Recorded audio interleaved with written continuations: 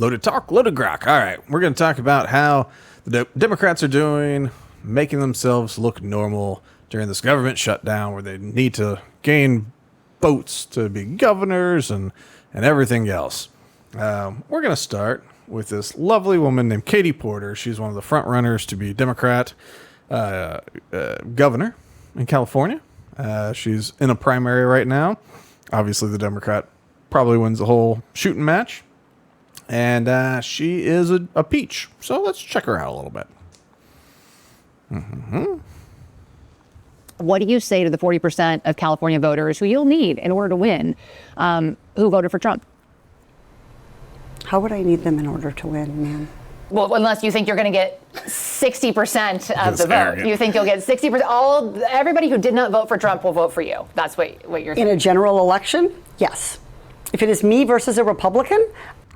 First of all, so far, not wrong, technically true, but this is arrogance that doesn't play well. Look at it. I mean, she's being interviewed by friendly press, and the way she looked over, she's like, yeah. I think that I will win the people who did not vote for Trump. What if it's you versus another Democrat? I don't intend that to be the case. So how do you not intend that to be the case? Are you going to ask them not to run? No, I'm saying I'm going to build the support. I have the support already in terms of name recognition. Mm-hmm. And so I'm going to do the very best I can to make sure that we get through this primary in a really strong position. But let me be clear with you. I represented Orange County. I represented a purple area. Mm-hmm. I have stood on my own 2 feet and won Republican votes before. That's not something every candidate in this race can say. If you're from a deep blue area, if you're from LA or you're from Oakland, you don't have an experience. But you just said you don't need those Trump voters. Well, you asked me if I needed them to win. So you don't I think feel like this is unnecessarily argumentative. Just because it gets lost in this back and forth, she didn't actually ask, do you need Trump voters? She said, what do you have to say to the voters that did not, or that did vote Trump? That was it. What do you have to, the 60% of voters who did not vote for Newsom, or I guess Kamala or whatever, couldn't be 60% of voters. Well, I guess third party and stuff like that. But basically, like, what do you have to say to the voters who are not Democrats?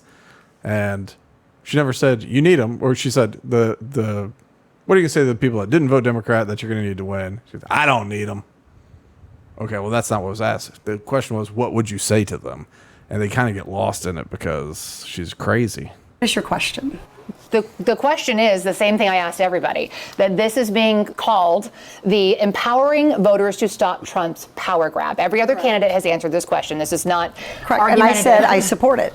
So, and the question is, what do you say to the 40% of voters who voted 40%. For Trump? Oh, I'm happy to say that. It's the do you need them to win part that I don't understand. I'm happy to answer the question as you have it written, and I'll answer it. And we've also asked the other candidates, do you think you need any of those 40% of California voters to win? And you're saying, no, you don't. No, I'm saying I'm going to try to win every vote I can.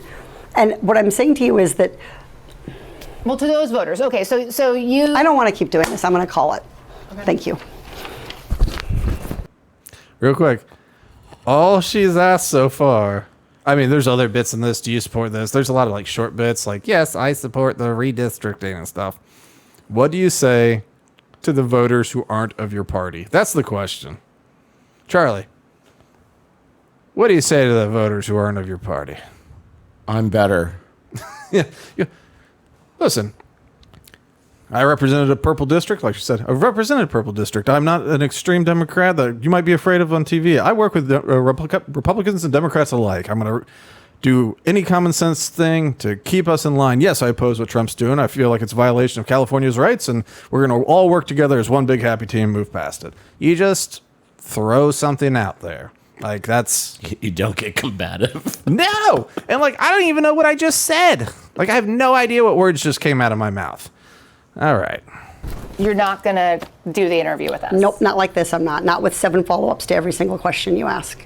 Every other candidate has answered our follow-ups. I don't care. I want to have a pleasant, positive conversation in which you ask me about every issue on this list.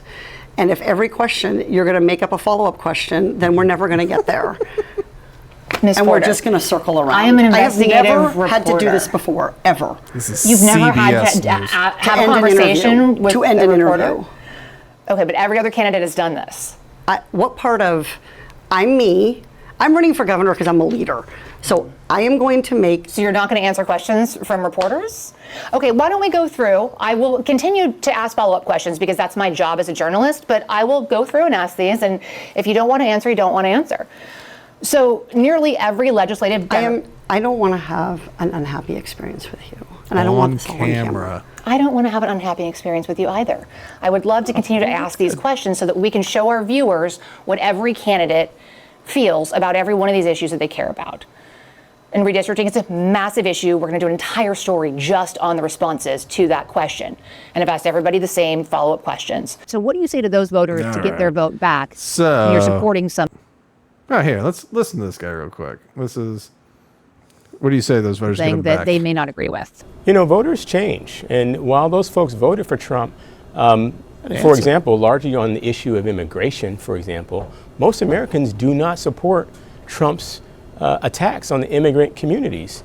Something like 70% of Americans are saying they do not support that, and they want to see a path to citizenship. And so just because 40% of Californians or Americans voted for Trump, that doesn't mean that they support every policy. All right, it doesn't matter. It doesn't matter the rest he says. That's how you do it. That's how you do it. That's how you do it. Like, he goes, voters change their mind sometime. Yeah, it's like they voted for the immigration thing. They don't like the illegal immigrant thing, but they don't like how it's being done now. So maybe they don't want that. You go, hey, look, they're going to do that some more. Like, it's that easy. That guy didn't even sweat over it. It's just, he didn't go, I don't need them. I don't need them. So... some other things are coming out from her. This is, she's also very polite with her staff. She was doing a web interview, I guess from her house. This is probably COVID. And let's just see how she handles it so nicely. Not crazy at all. State could lose. Get out of my fucking shot. I wanted to tell you that that's actually incorrect. It's not that it's electric vehicles. It's that if we don't meet the commitments under the Paris Climate Accord. Okay, it does. Okay, you also were in my shot before that. Stay out of my shot. State could. All right, so that is her staffer. Her staffer is jumping in to correct her that, hey, you said the line wrong because we've worked this line, and luckily we're doing this thing where you get a lot of bites at the apple. So it's not electric vehicles, it's Paris Climate Accord. Let's run it again. Like, hey, stay out of my shot.